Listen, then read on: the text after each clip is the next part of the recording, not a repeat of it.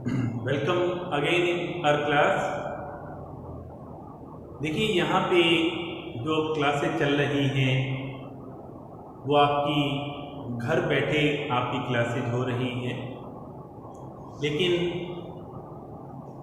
मैं आपको ये थोड़ा सा अवगत करवाना चाहूँगा कि इन क्लासेज में हमारा वन वे कम्युनिकेशन नहीं होना चाहिए। ये नहीं होना चाहिए कि टीचर आपको टॉपिक समझा रहा है और आपका आगे से कोई रिस्पॉन्स ही नहीं। जब भी आपको ये वीडियो सेंड की जाती है उसके बाद आप अपने टीचर को रिस्पॉन्स दीजिए, चाहे किसी भी सब्जेक्ट का टीचर है। अगर आप कुछ पूछना चाहते हैं तो आप उनसे पूछ भी सकते हो।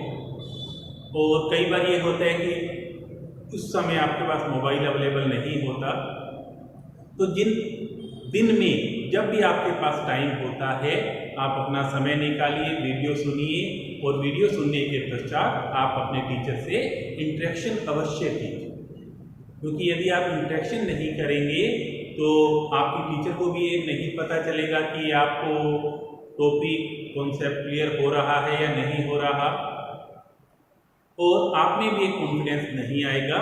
तो आपको जैसे भी जब भी समय मिलता है आप अपने टीचर से इंटरेक्शन अवश्य कीजिए। हम बात कर रहे थे प्लेटो के बारे में कि प्लेटो का जन्म यूनान के एथेंस नगर में 428 ईस्वी पूर्व एक कुलीन परिवार में हुआ था और उनका वास्तविक नाम अरिस्टोटेलिस था, जिन्हें अफलातून भी कहा जाता था, लेकिन उनके व्यायाम शिक्षक ने उनको क्या नाम दिया? प्लेटो नाम।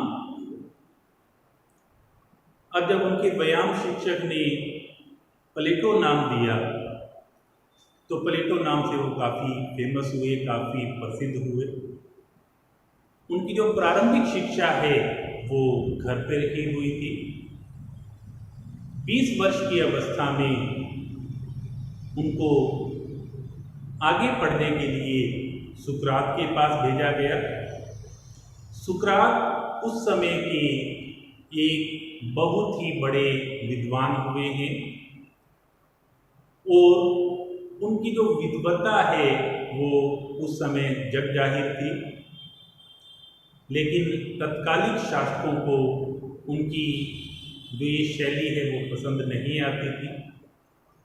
अतः तत्कालीन शासकों ने 399 ईस्वी पूर्व सुकरात को विषपान के द्वारा मृत्युदंड दे दिया गया।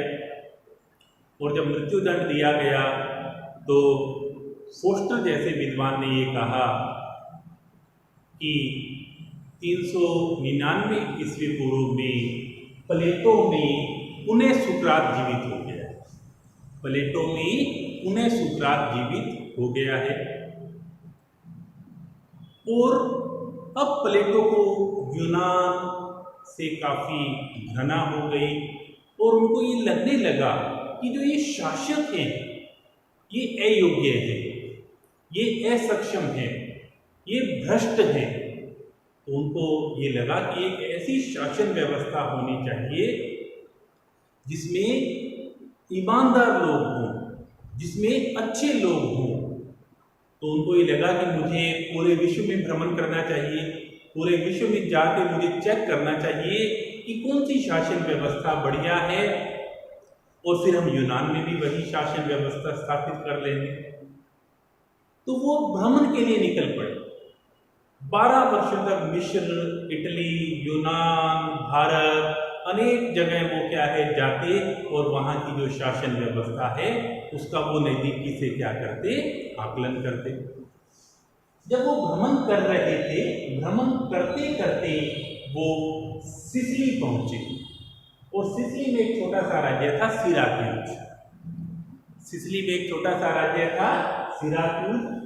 सिराक्यूज राज्य में जब वो गए तो वहाँ पे उनकी भेंट एक दियोन नामक सुसंस्कृत व्यक्ति से हुई।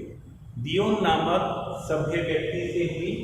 दियोन ने प्लेटो को राजा, वहाँ के जो राजा थे डियोनीसियस से मिलवाया।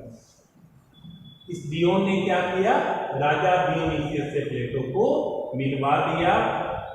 और थोड़े टाइम के पश्चात अब प्लेटो को ये लगने लगा कि मुझको 11-12 वर्ष हो गए हैं यूनान छोड़े हुए, मैं वापस यूनान में जाता हूँ, क्योंकि उन्होंने काफ़ी तथ्य एकत्रित कर दिए थे कि क्या होना चाहिए, कैसी शासन व्यवस्था होनी चाहिए। तो उनको ये लगा कि मुझे यूनान में जाके अपनी एक एकेडमी बनानी चाहिए, अपनी एक अकादमी बनानी चाहिए, और उसमें मुझे युवाओं को ट्रेनिंग दी जानी चाहिए। उसमें मुझे क्या करनी चाहिए, युवाओं को ट्रेनिंग दी जानी चाहिए, और उस ट्रेनिंग के द्वारा हम एक श्रेष्ठ शासक की क्या कर सकते हैं, एक श्रेष्ठ शासक वहाँ से पैदा हो सकते हैं। तो जब वो वापस लौटे, तो वापस लौट के आने के पश्चात उन्होंने जो सबसे पहला काम किया, उन्होंने अपनी एक एकेडमी बनाई, अपनी एक अकादमी की स्थापना की। और जो उन्होंने अपनी अकादमी बनाई थी, इसे यूरोप का प्रथम विश्वविद्यालय कहा जाता है। इसे क्या कहा जाता था, यूरोप का प्रथम विश्वविद्यालय कहा जाता था।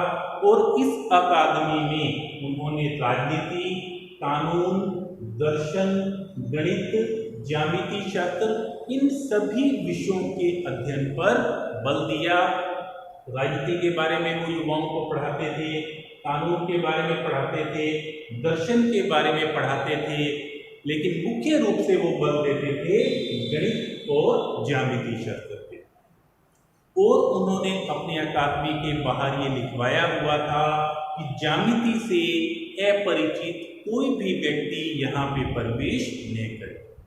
ज्यामिति से अपरिचित कोई भी व्यक्ति यहाँ पे प्रवेश न करे। तो इसका मतलब वो गणित और ज्यामिति शास्त्र पर अपनी अकादमी में बहुत ज़्यादा बल देते थे। अब वो अपनी अकादमी में युवाओं को शिक्षा दे रहे थे, पढ़ा रहे थे। और थोड़े टाइम के पश्चात 367 BC में, 367 BC में जब वो सिसिली सिराक्यूज गए थे, वहाँ के राजा डियोनीसियस प्रथम से वो मिले थे, तो डियोनीसियस प्रथम की क्या हो जाती है, मृत्यु हो जाती है। अब डियोनीसियस प्रथम की क्या हो जाती है, मृत्यु हो जाती है। और डियोनीसियस प्रथम की मृत्यु के पश्चात जिस सुसंस्कृत दियोन व्यक्ति ने प्लेटो को डियोनीसियस प्रथम से मिलवाया था, दियोन प्लेटो के पास ही मैसेज भिजवाते हैं कि जो हमारे राजा जिनसे मैंने आपकी भेंट करवाई थी डियोनीसियस प्रथम, उनकी मृत्यु हो गई है, और अब राजगद्दी पे उनके पुत्र डियोनीसियस द्वितीय बैठने वाले हैं। तो आप यहाँ पे आइए, और आपने जो एक श्रेष्ठ राज्य का स्वप्न लिया हुआ है, जो आपने एक दार्शनिक राजा का एक आपने सपना लिया हुआ है, उसको आप पूरा करने का आपके पास क्या है, अवसर है। जब प्लेटो के पास ये मैसेज जाता है, तो प्लेटो बहुत ही उत्साहित हो जाते हैं, और उनको ये लगता है कि मैंने जिस तरीके का एक स्वप्न लिया है, एक आइडियल स्टेट का जो स्वप्न लिया है, उसको क्या है, पूरा करने का अवसर है। और प्लेटो बहुत ही उत्साहित होकर 367 ईस्वी के पश्चात कहाँ पे वो जाते हैं, वो सिराक्यूज जाते हैं, और सिराक्यूज जाकर वो डियोनीसियस द्वितीय से मिलने की कोशिश करते हैं।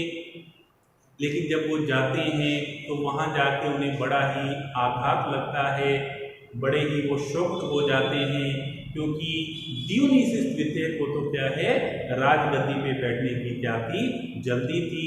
वो दियोन को बुलाते हैं, और दियोन को बुला के फटकार लगाते हैं कि तुम किस व्यक्ति को यहाँ पे बुला के ले आए हो, जो कि मुझे राजगद्दी पे बैठने में क्या पैदा कर रहा है, एक बाधा पैदा कर रहा है। तो वहाँ पे प्लेटो क्या है, थोड़े से अपमानित भी होते हैं, और अब वो निराश होकर वापस यूनान एथेंस लौट आते हैं। और आके उनको ये लगता है जो मेरा दार्शनिक राजा का जो सिद्धांत था वो पूरा नहीं हो पा रहा, और इसी निराशा के साथ ही 347 ईस्वी पूर्व 347 BC में प्लेटो का क्या हो जाता है, निधन हो जाता है। तो ये सारा का सारा हमने देखा है लाइफ स्केच 428 BC से 347 BC तक। ये जो लाइफ स्केच बताया है इसके बारे में थोड़ा सा आप स्टडी कर लीजिए, थोड़ा सा आप देख लीजिए। कल जो नेक्स्ट क्लास होगी उसमें जो प्लेटो की रचनाएं हैं, डायलॉग्स ऑफ प्लेटो हैं, उनके बारे में हम देखेंगे। तब तक आप घर पे हंसते रहिए, मुस्कुराते रहिए, और परिवार में अपने परिवार वालों का सहयोग बनाए रखिए। चाहे आपके माता पिता हों, चाहे आपके भाई बहन हों, आप उनके साथ प्रेम पूर्वक रहिए, शांति पूर्वक रहिए, और सदैव इस बात को अपने दिमाग में रखिए कि ईश्वर परमात्मा की शक्तियाँ हमारे साथ हैं, और सब कुछ अच्छा हो रहा है, और शीघ्र ही और अच्छा हो जाएगा, और आप सभी वापस कॉलेज में, बाजारों में, हर जगह आप वापस अपने घर से निकलकर खुश मन से, अच्छे मन से जाएंगे, और अच्छे मन से ही वापस लौटेंगे।